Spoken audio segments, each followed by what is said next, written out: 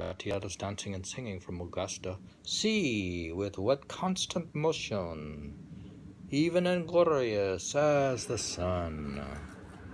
Gratiana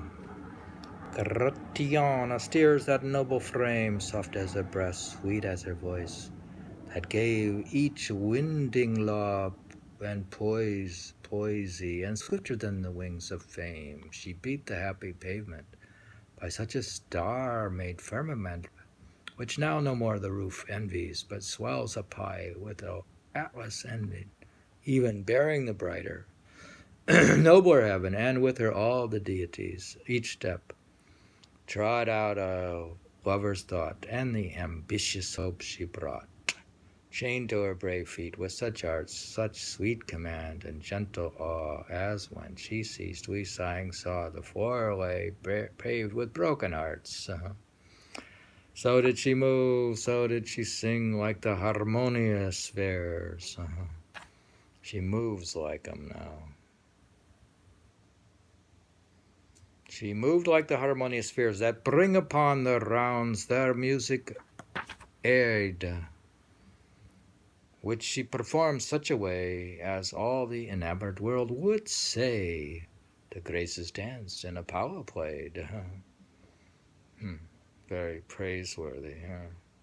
It is Gratiana's dancing primarily which affords room for invention in the third and third stanzas in their conceit of pavement, floor, roof, and floor. At the end of the third stanza, the turn of wit is really completed, and the addition of the final strophe serves only to handle rather anticlimactically the praise of the lady singing. This is a Robert Lovelace poem. But even the heavenly spheres, like the strings plucked by Crasho's lutenist, are described as dancing to their own song. They are dancers primarily, and their singing is subordinated to the graceful movement. So too with Gratiana herself, whose very name suggests the graces to whom she is likened at the end of the poem, and whose singing remains peripheral to the domain of the principal conceit.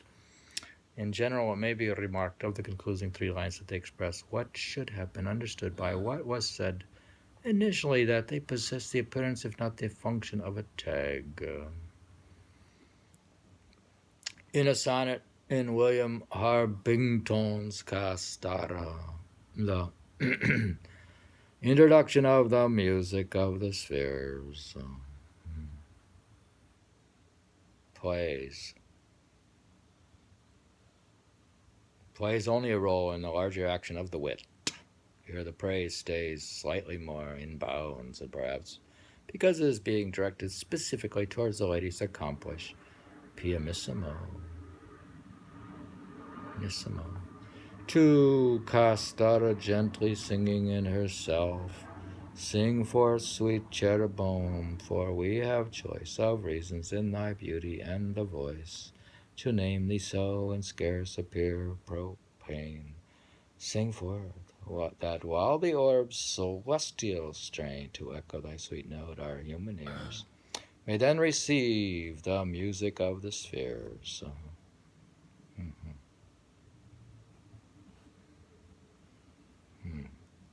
But yet take heed, lest if the swans of Thames, that aid harmonious pleasure to the streams, or other sudden hear thy well-divided breath, should listen and in silence welcome death, the ravished nightingale striving too high to reach thee, in the emulation die, and thus there will be left no bird to sing. Farewell to the waters, welcome to the spring.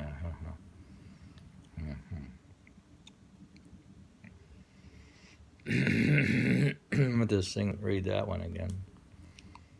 Sing forth, sweet cherubim, for we have a choice of reasons for in thy beauty and the voice, to name thee so and scarce appear profane. Sing forth, that while the orbs celestial strain to echo thy sweet note, our human ears may then receive the music of the spheres. But yet take heed, lest if the swans of Thames that add harmonious pleasure to the streams, others sudden hear they well-divided breath, shall listen and in silence welcome death, and ravished nightingales striving too high to reach thee in emulation die, and thus there will be left no bird to sing farewell to the waters, welcome to the spring.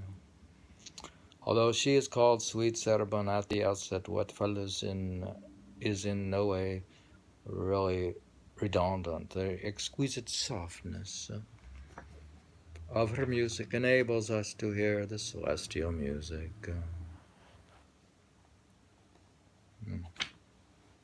Seems we're able to hear the celestial music.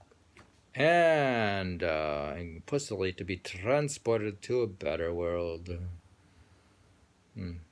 Because the spheres themselves, to outdo her in delicate quietness, can only overtax themselves with an unusually loud performance that finally, by reason of increased dynamic, becomes audible to mortal ears. The remainder of the poem can add little to this in the way of praise, and thus turns to caveat in which the standard musical birds, swan and nightingale, are employed. Without the boundless resources of the cosmic instrument, they can only perish, having been bested. The swan dies in an extraordinary silence, the nightingale in the true fashion of Strada's much imitated bird.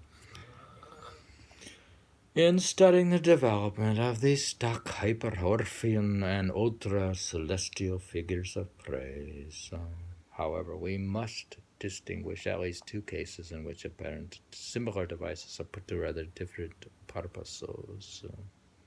Another nightingale apostrophed in sonnet 13 of Drummond of Hawthornden's Flowers of Sion becomes more the subject of devotion and covertly linked to Christ and the soul-healing David. What soul can be so sick, which by thy songs, attired in sweetness, sweetly is not driven, quite to forget earth's turmoils, springs and wrongs, and lift a reverent eye and thought to heaven? Sweet artless star, song star, thou my mind doth raise to airs of spheres, yes, and to angels' lays. Here the bird is an ecclesiastical rather than a civil musician. The question put in the final quatrain quoted above superficially resembles traditional appeals to the universality of music and its cosmic role. Lorenz's famous speech in The Merchant of Venice, for example: "Naught so stockish, hard, and full of rage, but music for the time doth change its nature." Actually, the question points to the uplifting effects not of the celestial concert, but of the healing melodies of the religious bird. The pun in the couplet "own songster, song star" enforces the figure of raising the mind to thoughts of heaven by associating the singer with the celestial orb itself. It is almost as if we are pointing out the difference between two different encomiastic uses of the word heavenly.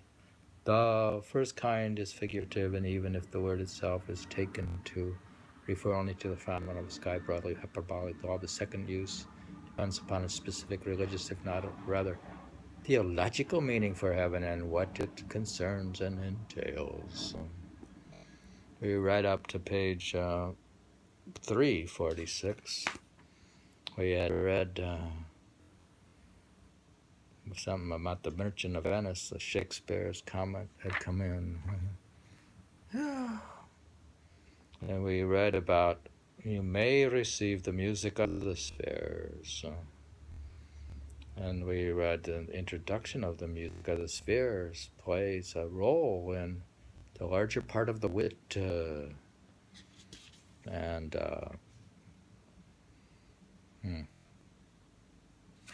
We read a Lovelace poem We read